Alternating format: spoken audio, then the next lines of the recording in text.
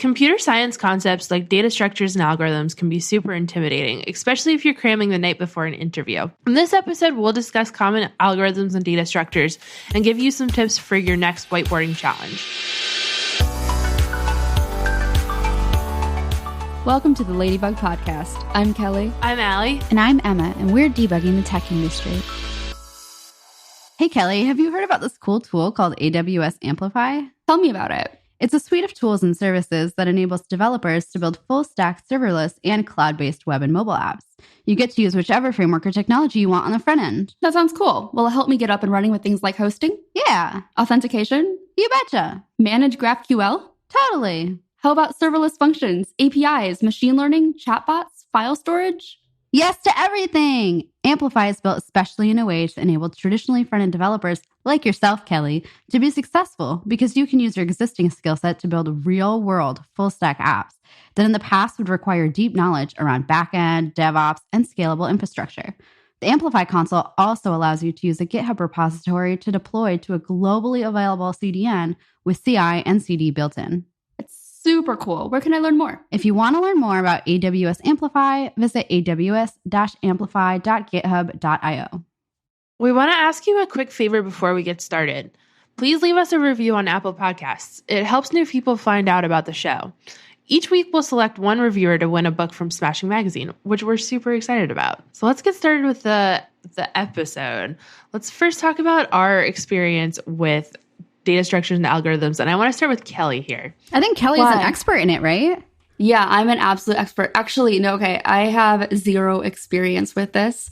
So when Would you say you have big zero experience with it? I tried to make a tech joke and it didn't work because it's big O notation. I was gonna. You just threw me off because I don't know anything. I realized that after I made the joke. So yeah, this episode's kind of fun for me because I have never had experienced the proper whiteboarding interview. And because I run my own company, I'm not going to interview myself. So I don't know any of this. And I'm really excited to basically have a Teach Kelly Everything About Algorithms and Data Structures episode.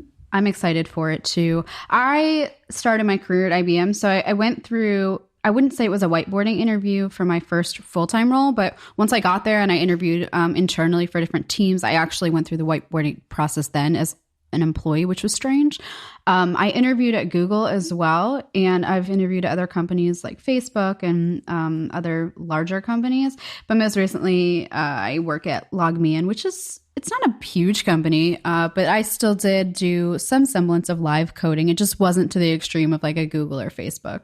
Awesome. So for me, I actually dropped out of computer science for the data structures and algorithms class. It's like a very famous weed out class across colleges. And I did actually okay grade-wise in the class, but I was putting in so much work and everybody had so much more experience than me. And I felt like computer science just wasn't for me based off of this class. But I ended up self-teaching it after that. And I have also interviewed at Google and a couple of other big companies, but I don't like interviewing, so I don't do it. You know how you get out of interviewing? You just don't change jobs. You just start your own path to success, Kelly. Great career advice. Thank you. I forgot to say, I actually went to school for computer science. So, like, technically, I have a degree in this. So, like, I went through all the coursework. You were going to talk about. I mean, that's like kind of a big deal in the sense that, like, I should have mentioned that when you asked what my experience is, but I didn't even think about it. So, I technically went to school for this. I will say, while I learned it in school, I didn't retain much of the information and had to kind of relearn it as I had to interview. So, I'm excited to walk through some of that today. You know, for some reason, they didn't teach this in my psychology undergrad. What? I know. Why?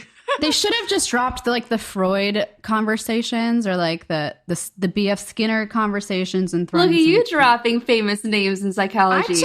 I took IB psychology. I was thinking about being a psych major, and then I went into this, which means that I employ lots of psychologists. Plus, we all just read Atomic Habits, which talks about Skinner a lot. That's a good point. Yeah, it does. To be fair, operant conditioning is real. That was a shameless plug for our book club because we're reading Atomic Habits as our first book, which by the time this episode is published, it's already out, so you should go listen to it. Oh, yeah. Is it? I don't know if it is. We'll find out. Maybe. I don't know. We'll find out. In any case, why don't we actually talk about the things we said we were going to talk about? Okay, awesome. So I wanted to start off with talking about what algorithms are. And I'll give a TLDR, or too long didn't read, short answer of what an algorithm is. So an algorithm is a standard way of solving a problem. And there are usually multiple different algorithms that you can use to solve any problem. Some are better than others. They're essentially a step-by-step solution. People use the analogy of a recipe a lot, that the algorithm is like a recipe for solving some sort of problem. These can be implemented across programming languages, so you don't need to just use JavaScript to solve these, or C++ or anything like that. In theory, you should be able to solve them or implement them across different programming languages. So I think that's really good. And I think the concept of a recipe is very straightforward. And I think the way I learned it was discussing how to make a sandwich, like a peanut butter and jelly sandwich, because if you are not very explicit in your instructions to a computer, they are not going to know what you're talking about. And so algorithms are really the steps that you take to solve a problem. And with all of these different steps, there are implications in regards to time and space, like how much memory you're using, as well as the runtime performance of your algorithms. And you've probably heard in the ecosystem these terms floating around. Now, Big O is the most popular, so we'll discuss that one in a second, but there are also two others, and those are Big Omega and Big Theta. So we'll give some high-level definitions. Big O is the one that you're probably most familiar with, and this is an asymptotic limit, right? I think it's like the limit. So as you increase the input size to your algorithm, the data size, how fast does your algorithm grow in regards to performance? Does that also cover space and time, or is it just for performance? Both space and time. So the big reason that we use Big O notation is that it's really hard to generalize the efficiency of an algorithm. If I say that this program runs in 1 second on my computer, it could run very differently on somebody's cell phone. It could run very differently on some massive server or supercomputer somewhere. And also with different inputs, like if you have an array with 2 items in it, or an array with 1,000 items in it, or an array with 2 billion items in it, that algorithm is going to take a very different amount of time to run. And so Big O notation is a way of standardizing how we describe the efficiency of that algorithm. So ignore the input size, ignore the computer that it's running on. How is this going to scale as we have more and more inputs to that algorithm? So it's a way of generalizing these, and we use like families of efficiency too, instead of seconds or anything like that. So there are different Big O families that different algorithms fall into. Kelly, can you tell that Allie is a teacher? No, never would have guessed. No, it was a really clear explanation. So Big O is the one that's most notable because I believe it describes like the worst case runtime. Yeah, we're being super pessimistic when we use Big O notation. We're thinking about only the worst case scenario, which sounds like a really good fit for me. Yeah, right. But in contrast, Big Omega is the asymptotic lower bound. So this is like, at least it's going to be this performant, I believe, right? And then when we talk about Big Theta, it talks about does this algorithm kind of fit between this upper bound and this lower bound? So does it fit between Big O and Big Omega? Yeah, those ones I have really not used. I studied them when I was studying for Google, but other than that, have not really looked too deep into those. If you're studying, I would only focus on Big O. Don't focus on Big Omega or Big Theta, but it is generally good to understand that there are different kinds of bounds when we talk about algorithms.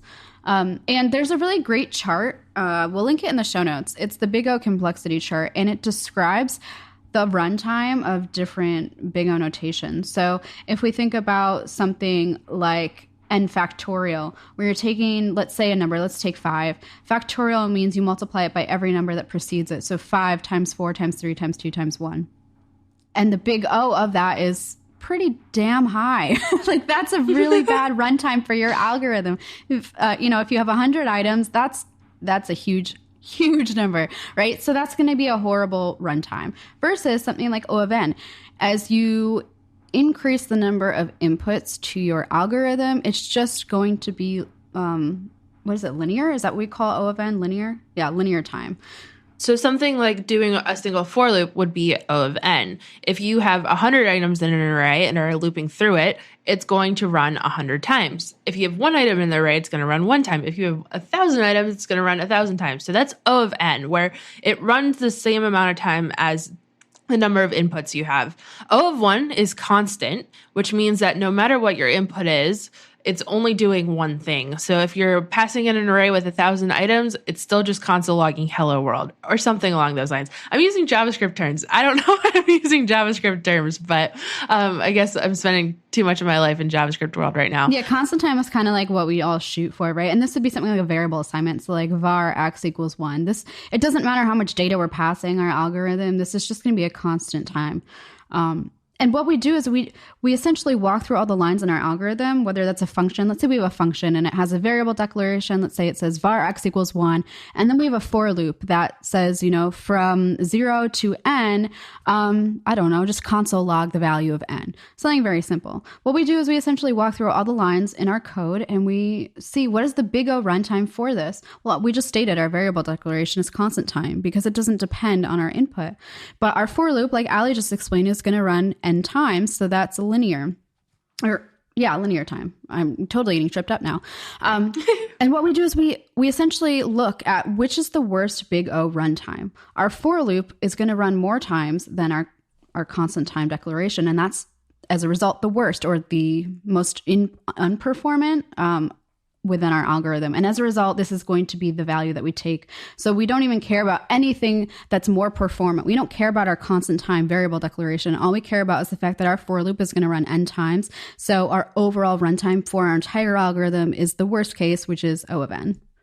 Yeah. And on top of that, we can drop the coefficients and the constants. So if you are doing something like 3n plus 1 times or something like that, that would just be n efficiency.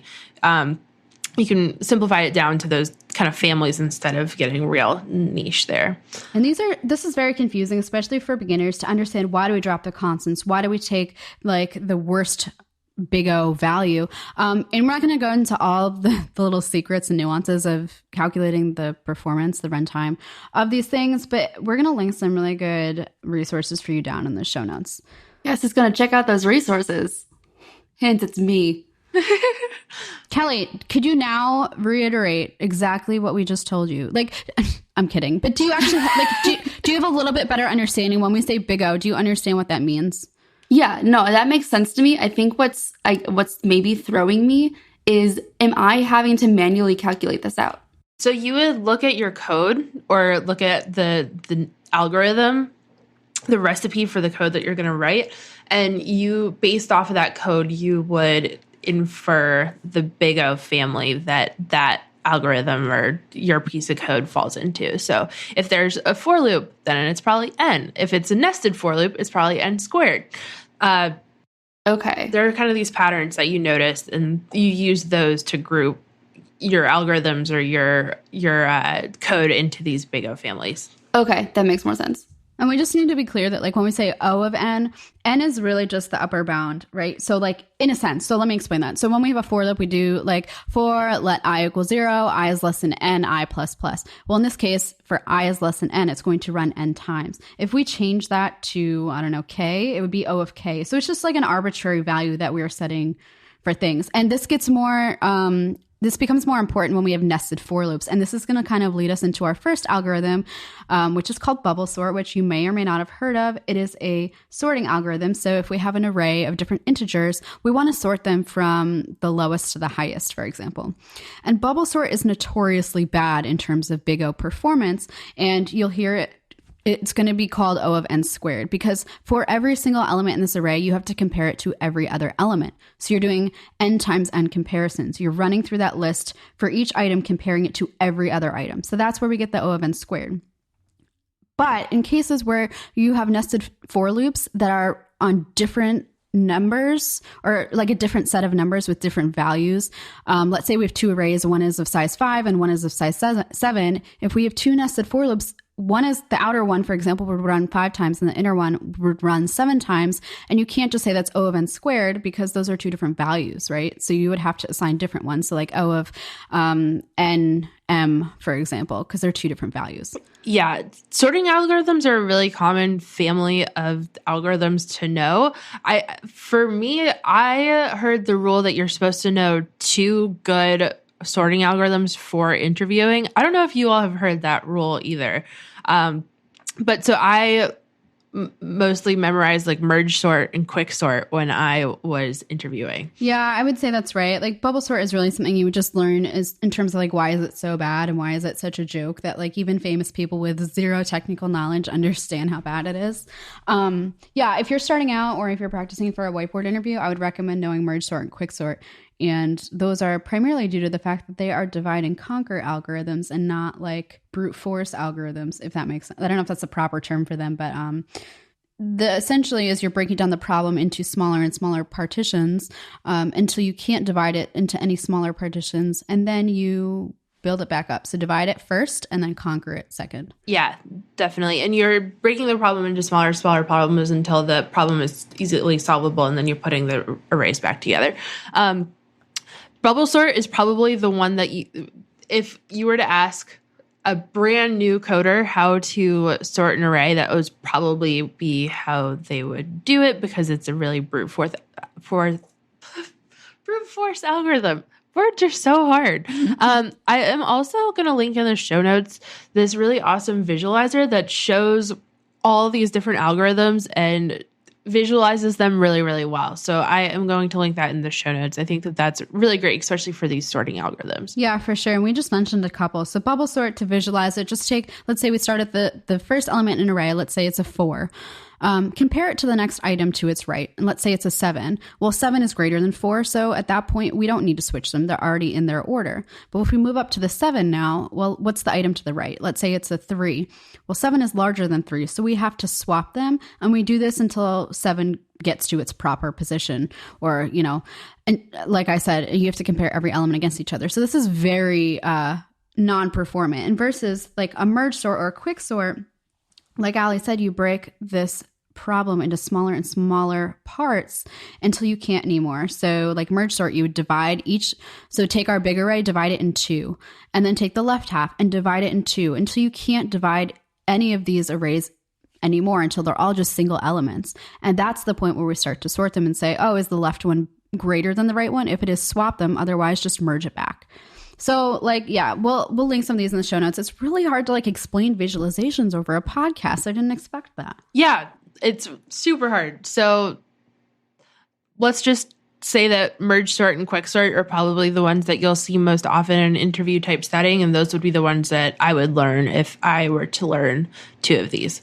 Absolutely. Awesome. Other types of algorithms that I have seen a lot, and I know Google really likes these, is graph traversal algorithms. Mm-hmm. So we're going to talk about what graphs are in the data structure section, but essentially they're a data structure that allows you to have relationships between data in any sort of way. And graph traversal algorithms are for moving from one data item to another data item, and a lot of trying to find like the shortest paths between things. Like think about Google Maps, all of that runs on graph traversal algorithms. And so those will be things that you would most likely see a lot if you're going to be interviewing, especially at the big companies right now. Yeah, and you can take the example, the traveling salesman is a very popular, well-known problem. This is, I believe, a graph traversal where you have a salesman who needs to visit, 7 houses, let's say. And there are different paths to get between each house. And each path has a weight to it. It has a different length. How can he actually traverse all of these houses, visiting each house once in the shortest time possible or the shortest distance possible? So that would be a graph traversal. Or if you think about a practical example, FedEx or the UPS or DHL or whatever package delivery service that you use, they need to optimize their deliveries, especially during the holidays. That's a very popular time for shipping packages. And how do they actually optimize this path? That's a graph traversal type of problem. Definitely. Another one is searching algorithms. So going through a data structure and trying to find an element within it. That's something that you may see as well. I have gotten binary search questions in interviews before. Binary searching is when an array is sorted. You can search within smaller and smaller sections of it, finding the midpoint of that smaller section and seeing if your item that you're searching for is greater than or less than that point that you're searching for, and only then search that segment of the array. And this only works for sorted arrays, but it's a very common algorithm and something that you might see. So I wanted to flag that as well. Okay, so we've talked a lot about algorithms, but they kind of relate really well to some of these data structures. Like we can't talk about graph traversal without talking about graphs. So let's just jump right into talking data structures. Now, certain programming languages have, I don't know, the data structures can kind of change from language to language. So this could be a little bit tricky for us to discuss this. So I think as some of these differences show while we're talking about these things, let's kind of denote them. So let me bring up an example. So when we talk about arrays are a very common data structure. And what's interesting is that in JavaScript, they're not a finite length, so you can just keep adding elements to an array. Versus in a language like Java, arrays have a fixed size. So you actually have to declare the size that it's at instantiation, and you can't put anything other than that limit, that number of items into your array. I think there's also array list, which is not a fixed size. It's a variable size. That would be more like a JavaScript array. But yeah, I would say arrays are probably like the base. Arrays and objects together are probably the two most common data structures, but just be aware that they do kind of change in terms of behavior across languages. Yeah. And so when we talk about these data structures and we're comparing whether you should use one for a certain use case or not, we're going to go back to that big O discussion. So a lot of the operations that you might do with any data structure would be insertion, so adding a new item to it, deletion, removing an item from it, searching it, trying to find an item within it, sorting it, trying to put it in order. Anything else that I'm missing? I can't think so. Oh, accessing. So getting one item out of that data Isn't that structure. I guess that's not searching. Yeah, they are different. So those would be common operations. And so when we're talking about these, that's going to come into play and decide whether you should be using one data structure or another. Absolutely. So let's get started. Let's just start with arrays because it's the most alphabetically, it starts with the letter A. I don't know how to English. Well, and plus, most people are probably going to know what arrays are, so I think they're a good one to start with. If you're writing code, I think it's also worth noting. Like I don't really know from like the big O standpoint what all these things are, but I'm very familiar with a lot of these data structures. So I think my base knowledge of what arrays and objects are and things like that are going to be really cool to see. Okay, what's actually going to be best to use. Kelly, what's your favorite data structure? I'm not answering that question. Oh, what? You like hash maps, don't you? I know you're a hash map kind of girl. No, I use objects a lot. Key value pairs are my jam. Don't tell me they're not performant, or you will like break my heart. They are, and in JavaScript especially, like objects are a great everything. Okay, good. Yeah. So let's talk about arrays. So arrays are essentially container objects that holds a number of values. In Java, that is a fixed number of values. In JavaScript, which is, I'm going to be referring to JavaScript because that's what I primarily work in these days, but maybe Allie, you can give some information on the Python side of things or, a back end to your language.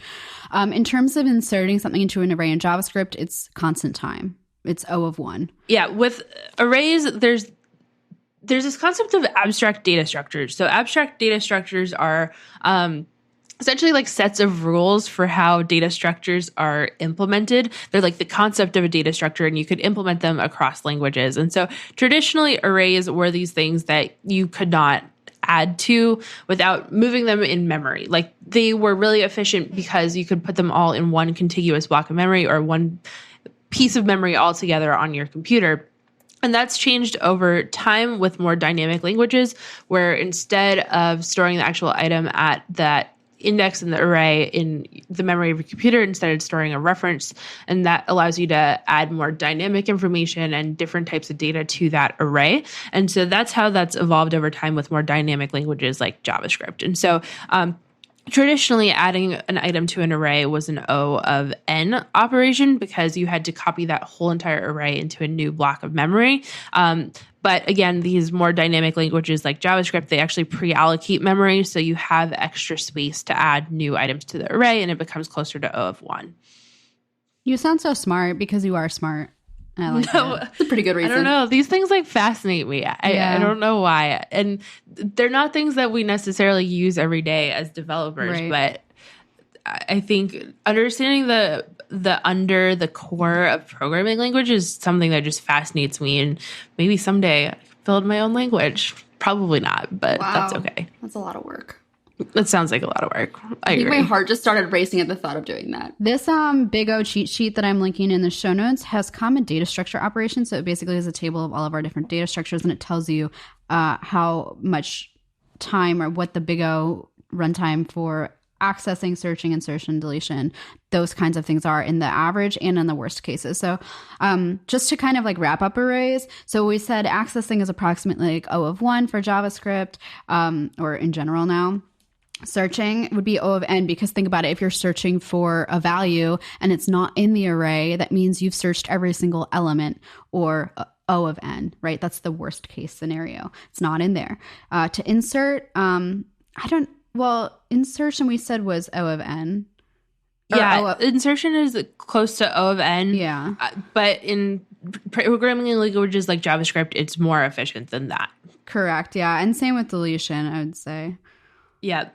Our next one is going to be linked lists, which are one of my favorite data structures. I wrote a blog post last year correlating linked lists to Ariana Grande's Thank You Next, and got some interest on the internet, but had a lot of fun with it. And linked lists have kind of become one of my favorite data structures as a result. I will say, like, that post, which we will definitely be linking in the show notes, was really helpful for me to understand linked lists as well. So you lied to us. You do have knowledge. I told you I know these data structures, but the technical stuff behind it, I do not know. I know how to use things. I don't know why I'm using things. How So about you're that? up for the next data structure then, Kelly. I don't You're think on the so. line. No, I'm not. Do not put me on the no. We're not playing that game. So Allie, can you tell me more about what a linked list is? So a linked list is actually technically a graph data structure. We'll talk about what graphs are in a little bit. And what that means is that it has nodes and edges.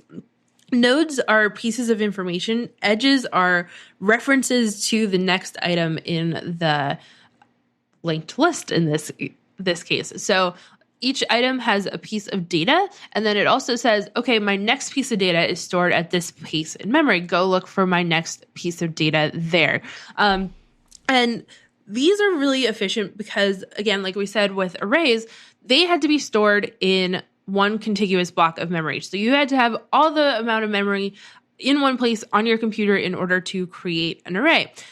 Linked lists, they can be stored all across your memory in your computer. And so instead of having to remove every single item when you insert to that array, instead with linked lists, insertion and deletion is an O of 1 operation where it's really efficient to add a new item to that linked list. So that's why linked lists are used. They're especially useful if you're trying to access data in a sequence. So if you're trying to always access the data in the same order, you're not trying to access items or anything like that, then a linked list could be great for that. The one thing with them is that they don't have indexing like arrays do. So accessing one individual item is much more difficult. So if you're trying to do that, you should go with an array instead. I will say, like, you can have pointers though, which is super nice. So what that means is if you want to search for an element, you can have a left pointer and a right pointer that start on opposite ends of your list, and they each migrate inward towards each other. So in half the amount of time, you can see whether or not an item is found in that list, which is really cool. That's a good benefit of using a linked list. Definitely. And there are two types of linked lists: singly linked lists, where each node just has a reference to the next item in that linked list. And then there's also doubly linked lists, where each node points to the previous node and the next one. Absolutely. Cool. So let's move on and let's talk about sets. So I actually don't know too much about sets, but they are quite useful if you are trying to store a set of unique values. So they can be primitive values or object references. Primitive meaning like, I don't know, like integers or strings. So yeah, they let you store unique values of any type. I believe like if you pass it in like a list of values and there are duplicates, it'll just remove them, right? Yeah. Sets are my most underrated data structure. They're one of my favorites. And the reason for that is that searching in them is super, super performant. So it's roughly O of 1 to search a set, whereas searching an array or a linked list is going to be closer to O of n. And so if you're trying to see if an item is in a collection of data, using a set is the best option there because it's really, really efficient. So doing code challenges, like with massive data sets, things like Google's CodeJam or Advent of Code, sets come in handy so much in those types of challenges. So sets are super useful, and you should definitely be aware of them if you're going to have a whiteboarding challenge. And with that, let's kind of transition into talking about objects, maps, and heaps because they're all pretty similar. So objects are just a collection of key value pairs, and we use them for a lot of things, especially in JavaScript because JavaScript uses prototypal inheritance. So Kelly, do you want to explain how you use objects in your day-to-day programming life, since that I think is probably your favorite data structure? I already said it is. So in the case of Shopify in the theme development that we do, all of the product data is all stored within an object. So you have like the key value pairs, so you know the product title, the product description, the product price, and so on. So you can grab a very specific value within that key value pair to display it wherever you need to do that. And there are like objects within objects as well, which I'm not going to go into because then nobody cares about the details of how everything is set up on Shopify. But I use these very regularly. Awesome. So those are objects, and then there are also maps. I don't know, Emma, you might be able to correct me on this, but I see maps as pretty much the same thing as objects, just within different languages. That being said, maps, remember the original insertion order, which dictionaries now do in Python by default. JavaScript objects don't. So that's one difference between maps and objects. But for the most part, they're pretty similar. Out of curiosity, is there a particular benefit for remembering the original insertion order? If you want to iterate through them in a certain order, then it becomes handy there. Okay. Or you have them sorted in some sort of way. So if you want your object to be sorted alphabetically and output it alphabetically or something like that, then having a map where the insertion order is there for you, that becomes helpful. Okay. I'm honestly kind of curious, like, why even bother at that point? Why didn't they just build it into objects? Like, it doesn't really seem like it makes that much sense to have a separate data structure for that. Although I think for the key, you can have primitive and objects as the actual key, which is very interesting. So that's another difference from plain objects. But I'm just kind of curious, like, why do they split that into another data structure in JavaScript? I don't know. I'm pretty sure that they're more memory efficient. Like, objects are more memory efficient. And so then maps then would become less memory efficient. It also may be less performant to search for items as well in maps relative to objects. It's actually really an interesting conversation because Python dictionaries, which are analogous to objects in JavaScript, they used to not preserve search or input order like objects do in JavaScript. But they actually recently, with a new version of Python, made it so that the insertion order is there. So now I guess Python dictionaries are maps instead of objects. Awesome. So let's move on to heaps. I don't know that much about heaps, to be honest. And I think I previously said that they were similar to objects, but I think that's incorrect. They're actually, it's a tree-based data structure. Trees are data structures where there is a parent node. Again, a node is a piece of data, and then they have children. So it's a hierarchical data structure, whereas most of our other data structures that we've talked about have been linear, where you kind of can iterate through them or move through them in a linear way. Instead, these trees are hierarchical, where one has a hierarchy over another. There's like parent and children, kind of like the DOM in HTML, or sorry, not the DOM in HTML, but like the DOM in JavaScript or HTML, where there's a parent tag and then children tags within that. That would count as a tree, or your file structure on your computer. You may hear that as the file tree. And there are a couple more specific types of trees. One of these is a heap, which allows you to get the maximum values or the minimum values and have them in a sorted manner. Binary trees are also a really common one. These ones are where each parent can only have 2 children. A lot of times you'll see binary search trees, which allows you to sort data really well through that and then access the data in that sorted order. So as an FYI, I had an interview question to check whether a binary tree had a broken edge, so whether there was a cycle in the binary search tree. And so if you have a whiteboarding interview coming up, I would highly recommend knowing binary trees, binary search trees really, really well, especially if you're not doing a front-end interview. If you're doing a back-end interview, cannot recommend learning them enough. And even if you are doing a front-end interview, I would still be familiar with them. I'm going to link in the show notes a really great Egghead course that was done by Kyle Shevlin, where he actually builds all of these different data structures with JavaScript. And I cannot tell you how much that helped me in understanding binary trees, as well as some of the data structures we're going to talk about in just a second. So 2 related data structures that you'll hear talked about in conjunction with each other a lot are stacks and queues. And these are data structures where you access the data in a certain order. Stacks are like a stack of books, where if you put a book on top of the stack, that's the book that you're going to take off first. Or maybe a stack of plates, so they're all they're all like ceramic or glass, and if you take one out of the middle, it'll break all the other ones. Well, that's not true, because I do that all the time at home when I'm too lazy. I just pull out the middle one, but that's not how it works in the data world. I love how, I know this is a tangent, but like you're too lazy, so you use more effort to pull out a plate from the middle of the stack. Ooh, that's a really good analogy. Yeah. Is it an analogy, or is it just Kelly being lazy?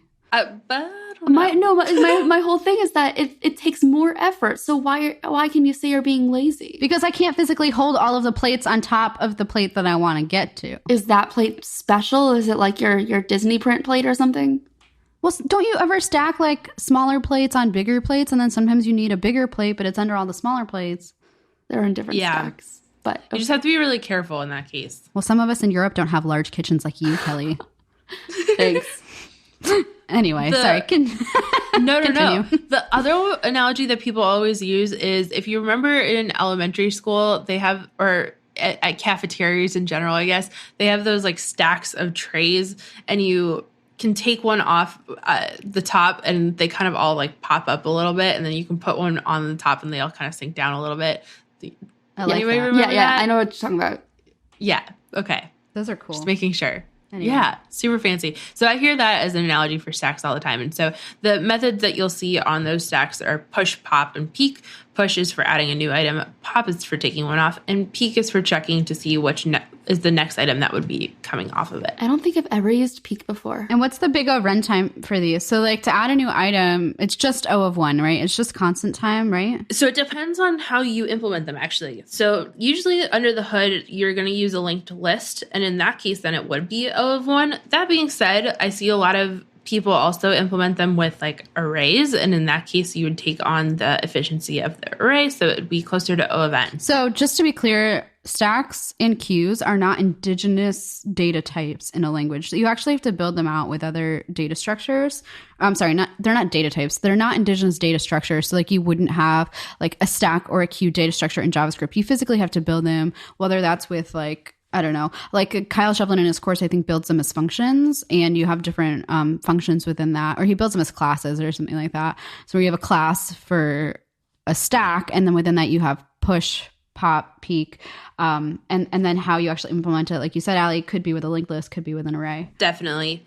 And that's the same, the same is true for a lot of these, is that they're like more these abstract data types or abstract data structures where, they're not implemented in every single programming languages, and they might look a little bit different across them. So same thing with like trees and up until recently sets in JavaScript, though now JavaScript has sets too. Absolutely. So speaking of stacks and queues, let's talk about the second half of that, which is queues. They're very, very similar to stacks, with the exception of the order that things are kind of like removed. So queues are a first in, first out data structure. So we can think of a queue as simply a queue or a line to buy a movie ticket. So the person who's been waiting the longest is closer to actually being able to buy the ticket than the person who just joined the line. So the first person who gets in the line is going to be the first person who is serviced. You can also build this using arrays or linked lists, but the methods that you use are going to be a little bit different. They're called enqueue, dequeue, and peek. Again, peek is just show me the item that's next up to be popped off, essentially. I shouldn't use the word pop. Show me the next item that's going to be the next dequeued item. But essentially, it's to insert and remove items. They just have different terminology. Awesome. And a lot of these data structures that we've been talking about fall under the category of graphs. And graphs are data structures that have nodes and edges. Nodes are pieces of data, edges are references to other nodes. And so queues, anything that's implemented with a linked list falls under that graph category. Same thing with these trees, they fall under the graph category as well. I think a lot of the recent developments and the kind of first frontiers right now of computer science are going under graphs. Yeah, absolutely. I think they're a great type of data structure to know. And honestly, once you kind of understand the paradigm of using graphs, you're really going to enjoy using them, and you're going to understand why they're more efficient than others, and you're going to recognize use cases as they become apparent in your day-to-day work.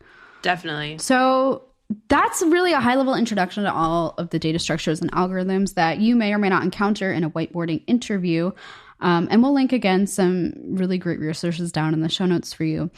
And when we talk about whiteboarding interviews, things that you should know for those, you should know the basic data structures, some of the ones that we've covered, like objects, arrays, linked lists. I would recommend knowing stacks and queues, as well as graphs and trees. And then, we mentioned earlier that if you're going to know a couple of sorting algorithms, you should definitely know two, maybe like merge sort and quick sort. But you're also going to want to be familiar with recursion, which isn't something that we've talked about in this podcast. But Allie, do you want to give a quick overview of recursion? Yeah. So recursion is when a function calls itself within itself. So you're continuously calling the same function. Usually this is so that you can break a problem into smaller problems and then solve that smaller problem with the same sort of function. But you have problems that kind of repeat themselves. Recursion is great for that. My caveat with recursion is that it's always going to be less efficient than using a while loop. And you can always use a while loop or like potentially a for loop in place of recursion. Recursion is just another way of looping. And the thing with recursion is that it needs to take up space on the call stack if your programming languages uses a call stack to hold function calls. And so this leads to things like stack overflows, which is when you have too many function calls on that call stack and it can no longer keep doing that. And so I have had people in interviews in the past tell me not to use recursion, but sometimes people will tell you to refactor to use recursion. It's usually more programmer friendly to use recursion. Usually the implementation is a little bit cleaner and clearer there. That being said, for the computer, in most programming languages, it's going to be more efficient to use looping. The exception to that being functional programming languages. A lot of functional programming languages have what's called tail call optimization built in, and that means that recursion is more efficient in those. That being said, that's not the case in JavaScript or Python, which are the languages we've been talking about mostly. So recursion is going to be less efficient in those languages than using loops. I have one additional note to add about recursion. If you've never done a Google search for recursion, I highly recommend it. Let us know if you do that and tell us your thoughts. Also, as a quick note, merge sort is going to be one of those algorithms that typically you'll see recursion in. It recursively breaks down the problem until you get to the base case, which is another important facet of recursion is you have to have a base case. Say, recursively call myself until I hit this condition. If you forget a base case, you're going to hit Stack Overflow and everything's going to break. It's going to be horrible. So it's important to understand recursion. It can be tricky, but highly recommend learning it. And then just a few other tips for your interviews. So one thing that I was taught early is to speak what's in your mind, because the interviewer, you might know what's in your mind. The interviewer is not going to know what you're thinking. So definitely, if you have something in your mind that you're thinking about, tell them what you're thinking. And ask for clarification if you're uncertain about things, because often these whiteboarding questions that they give you, there are different pieces of information they have explicitly left out because they want you to question it. They want you to think about the problem, find, different areas that they haven't explicitly told you about and ask them. So those are two. What about you, Kelly and Allie? Like, what tips would you give people for interviews? I have one that goes, beyond basically for any kind of interview.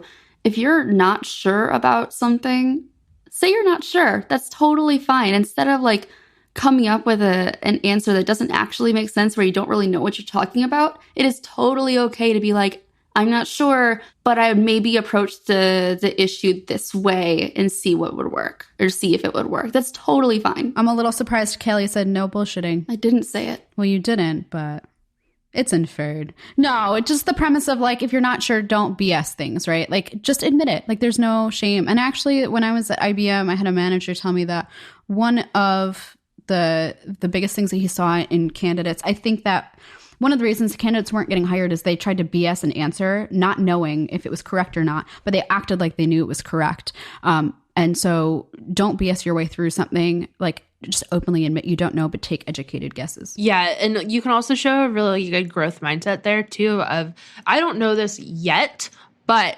I love learning new things, and I know this related thing and can use that knowledge to further my knowledge and learn that thing that you asked me about, or something like that. Like, show that you're willing to learn and excited to learn, and that just because you don't know this one thing, it's not going to limit you on the job. Another one is take a moment to really think about your answer before just immediately jumping in. It's okay to pause.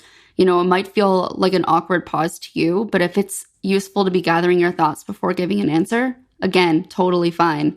And, the interviewer may be like, they may, in the pause, they may be like, do you need like guidance or whatever? And you could say, no, I'm ready to go now.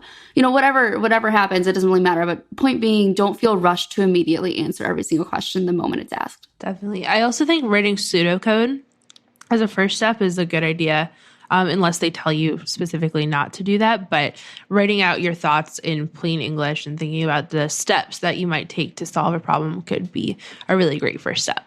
What's super funny to me is I had an interview with a very well-known company who's notorious for giving very hard whiteboarding interviews. And I did that. I wrote pseudocode on the whiteboard before going to the computer that they had given me. And one of the pieces of feedback they gave me was that I took too long to physically write the code.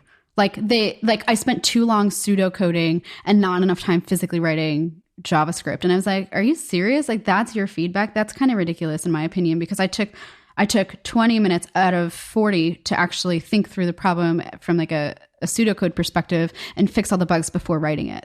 That like knocked me down. That's wild. And I think one last thing I want to just, a last tip is to think about the edge cases when you're testing. So one, always test your solutions. Think about different inputs and outputs, but also think about the edge cases, like different inputs that could be passed that might break it. That's going to be a big one. It'll help you iron out some of the bugs. Definitely. So if you want to learn more, we're going to link some things down in the show notes. When I was studying for technical interviews, Educative was a great platform for me. They have a ton of different like study guide courses, and HackerRank was another one. You can definitely go practice your algorithmic coding on, although I will say it's a lot harder. And personally, I don't use HackerRank just because I find like the problems are very, I don't know, I personally find them very like mathematics based, and like they just don't really jive with me very well. I did read Cracking the Coding Interview, which is the book that everyone recommends. And what I did, because I was doing JavaScript based programming, was I took their solutions, which I believe are written in Java or C, I can't remember. And I transcribed them over into JavaScript. So that was a really good like practice for me. I did exactly the same thing with Python way back in the day. But yeah, so definitely Cracking the Coding Interview, I think, is a really helpful book. That being said, I think I also want to say that interviews at all companies don't necessarily look like this. Most companies that I have actually interviewed at don't ask these types of data structures and algorithms questions. Some companies do. Like the big tech companies normally do. and like the unicorn startups usually do as well. That being said, most more local companies or early stage startups, I haven't noticed them asking these types of questions as much. This is going to come as a huge surprise, but I don't ask these questions either. Yeah, I don't either when I interview people. I don't think they're indicative of a person's future success at a company personally. Like if Same. we could do a whole episode on like how we should hire, maybe that's a great episode to do. We do have a I future. have lots of thoughts on that one. Yeah, well, Yeah, we have a future episode on engineering management coming up, later in the season, and I think maybe we could talk about the hiring process. But yeah, these whiteboarding interviews, unless you have a very seasoned interviewer who understands like how to actually collaborate with someone, they can go horribly wrong. I've had interviews whiteboarding where the interviewer just wanted to trick me, or they wanted to show me how smart they were, and the questions were not going to be related to my day job. Like as a front-end developer, I should not be having to fix a broken binary tree. I think that's ridiculous. These are not things that you would see in the real world. Yeah, agreed. So we're giving you all this education because it's something that we've seen in interviews. I have actually used some of these things on a day-to-day basis at work too, but we don't think that this is right. We don't necessarily think that companies should ask these types of questions. We're just trying to give you an education so that you can be there to answer those questions if they come up. I also wanted to shout out Base CS, which is an incredible series by Vaidehi Joshi. It started off as a series of blog posts that are illustrated. They're incredible. Then it spun into a video series on dev and also a podcast with Saranya Barrick from Code Newbie. So definitely shout that out. Think that that is an incredible resource for diving deeper on all of these things that we talked about today. I also love doing code challenges with Project Euler and Advent of Code. I like the more mathematical problems, so those are fun for me. And they tend to use these types of data structures and algorithms that we talked about today. So great for practicing those. Awesome. I learned a ton. And I also did not learn a lot because I need to look at the additional resources to really dig in a little bit more to understand. Again, since I have no, background knowledge on a lot of this, it's more about learning for curiosity's sake as opposed to my next whiteboard interview that's probably never going to happen. Definitely. But to be fair, you probably will never need to know any of this. So it's like, pick your battles of what to learn. And at this point in your career, I would say you have bigger and better things to be focused on. You should see like the stack of books that I'm reading. Mainly most of my focus right now is on learning how to be a better manager or business owner as opposed to these details. So I do like how you said stack of books. Oh, ha ha ha. Totally did that intentionally. Awesome. Do we want to do a quick round of shout outs?